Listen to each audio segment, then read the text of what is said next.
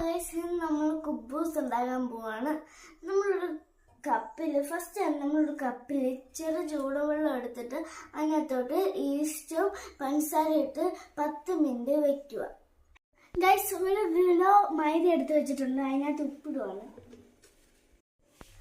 1.5 സ്പൂണായി ഇടണ്ടേ ഉപ്പ്. Just mix ചെയ്ത് കൊടുക്കുകയാണ്.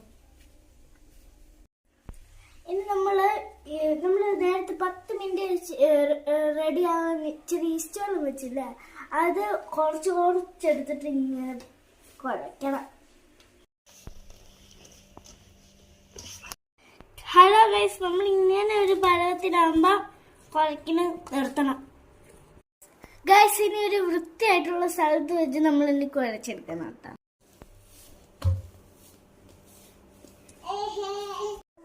നമ്മളിനി ഇത് ഒരു നനഞ്ഞ വൃത്തിയുള്ള തുണിയിൽ മൂടി വയ്ക്കണം 2 മണിക്കൂർ. ഹലോ ഗൈസ്, നമ്മൾ ഇത് ഇങ്ങനെ ഒരു പരുവത്തിൽ പരത്തിയിട്ടുണ്ട്. ഇതിനകത്തേക്ക് ചുട്ടെടുക്കുന്നുണ്ട്.